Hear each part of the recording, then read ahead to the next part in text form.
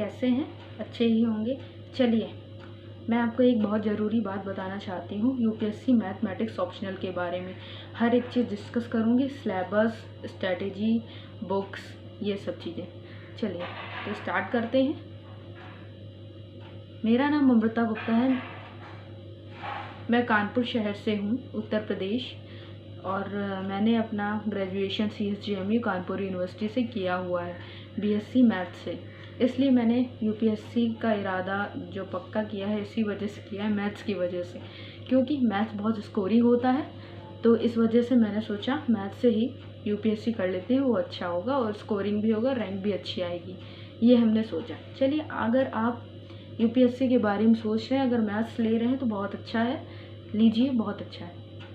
अगर आपने ग्रेजुएशन में जो सब्जेक्ट से ग्रेजुएशन किया है, अगर आप यूपीएससी उससे कर रहे हैं तो अच्छा स्कोरिंग बन जाएगा। चलिए आपको बुक डिस्कस करते हैं। तो देखिए, ये हमारी नोटबुक्स हैं, ये हमारे क्या है, नोटबुक्स। अब ये कॉम्प्लेक्स एनालिसिस की है, लीनियर अलजेब्रा की है, मतलब हर चीज़ की है। तो देखते हैं हमने कैसे बनाई हुई है। देखिए, ये है कॉम्प्लेक्स एनालिसिस। मैंने इसमें सारी complex analysis starting to end से लिखी हुई है। देखिए किस टाइप से मैंने नोट्स प्रिपेयर किए हुए, दिख रहा होगा आपको, कॉम्प्लेक्स फंक्शन ये सब दिख रहा है। बिल्कुल, नोट जितने कलरफुल होंगे उतने ही पढ़ने में इंटरेस्ट आएगा, इसलिए मैं ये वीडियो आपके लिए बना रही हूँ। चलिए, तो आपको कुछ बुक्स दिखा देती हूँ। ये बहुत ज़्यादा इम्पॉर्टेंट बुक है, देख सकते हैं आप, लीनियर प्रोग्रामिंग की है ये। एंड ये है रियल एनालिसिस की। ये किसकी है? रियल एनालिसिस की। बहुत ज़्यादा इंपॉर्टेंट है, अभी सिलेबस भी डिस्कस करूँगी और साथ ही साथ कैसे पढ़ें, कैसे, ये सब डिस्कस करूँगी। Numerical analysis, programming C, and ये हमारी है कॉम्प्लेक्स एनालिसिस, आप लोगों को दिख रही होगी। तो मैं आपको एक इम्पॉर्टेंट बात ये बताना चाहती हूँ, अगर आप यूपीएससी का एग्ज़ाम लिखते हैं तो उसमें एक गलती ना करें, वो है अगर आपने बाहर इंग्लिश लिख लिया तो अंदर जो लिखेंगे आप इंग्लिश से ही लिखेंगे। अगर आपने हिंदी से लिख दिया तो आपकी कॉपी वहीं पे रिजेक्ट हो जाएगी। तो एक मोस्ट इम्पॉर्टेंट बात ये ध्यान रखें, ठीक है, बहुत ज़रूरी बात है।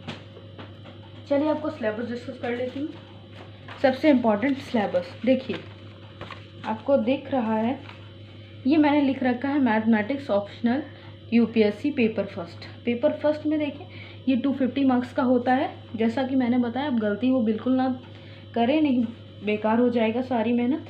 चलिए तो हम बता देते हैं, लीनियर अलजेब्रा है, पेपर फर्स्ट की बात कर रहे हैं, कैलकुलस है, एनालिटिक ज्योमेट्री है, और हमारा क्या, ऑर्डिनरी डिफरेंशियल इक्वेशंस हैं। एंड हमने सिलेबस बनाया हुआ, अगर आप प्रिंट कॉपी करा सकते हैं तो वो करा लीजिए। मुझे बनानी हुई खुद की चीज़ें, खुद के नोट्स अच्छे लगते हैं, इसलिए मैं खुद करती हूँ ये। ओके, तो इतनी बात क्लियर है। चलो देखो, कॉम्प्लेक्स एनालिसिस है, linear programming, partial differential equation, mechanics, floods and dynamics, numerical analysis and complex computer programming. जैसा कि मैंने आपको दिखाया, ये सब चीज़ें हैं इसमें सिलेबस में। देखिए डायनेमिक, ये dynamic and statics, paper second में ये आ जाता है, अलजेब्रा एंड लीनियर एनालिसिस, सब पहले ही दिखा चुके हैं आपको, कॉम्प्लेक्स एनालिसिस, लीनियर। तो आप देख सकते हैं सिलेबस मेरा, देख सकते हैं किस तरह से मैंने प्रिपेयर किया हुआ है। इसलिए कर्मेशु कार्य करते जाइए, फल की इच्छा मत करिए। तो अच्छे से पढ़िए। तो एक इम्पॉर्टेंट बात बता देते हैं इसके कैलकुलेटर की। कैलकुलेटर तो आपको ले जाना बहुत ज़रूरी है, कैलसी है ये, देख लीजिए, इसमें लेके ले जाना बहुत ज़रूरी है, ठीक है। इससे सारी कैलकुलेशंस आसान हो जाएंगी। तो आपको ये चीज़ मैंने दिखाई, ठीक है। और नोट्स एक दिखा देती हूँ आपको अच्छे से, और एक बारी चलिए देख लीजिए। तो आप इधर थोड़ा सा देखिए ध्यान से, ये नोट्स हैं हमारे वेक्टर कैलकुलस के नोट्स, देखिए प्लीज़ कितने अच्छे से बनाए गए। तो नोट्स बहुत ज़्यादा इम्पॉर्टेंट है, जितने अच्छे से नोट बनाएंगे उतना पढ़ने में मन लगेगा, इसलिए। और मैंने आपको एक लास्ट बात बताई थी, मैंने कहा था बहुत इम्पॉर्टेंट है। चलिए, आप अब मैथ्स लिया है तो प्रैक्टिस बहुत करनी पड़ेगी, प्रैक्टिस मेक्स मैन परफेक्ट, ये बात होती है। चलिए तो देख, तो प्रैक्टिस के लिए हमारी एक शीट है, माइका शीट, और हमें कुछ भी प्रैक्टिस करनी है, मैं सारा वर्क इसी में कर लेती हूँ। जैसे मैंने कुछ भी करना है, शाम को मैंने अपना टाइम टेबल बना लिया, सब मैं यही करती हूँ, इसी में लिख लेती हूँ शाम का टाइम टेबल। और ये LPP क्या रिवाइज़ करना है, कॉम्प्लेक्स एनालिसिस है, ये सब मुझे रिवाइज़ करना है अच्छे से। इतनी बात क्लियर है, सब लिख लेते हैं। तो इससे एक फ़ायदा होता है, एक तो हमारी रफ बच जाती है, ठीक है, और आराम से रेस भी हो जाता है।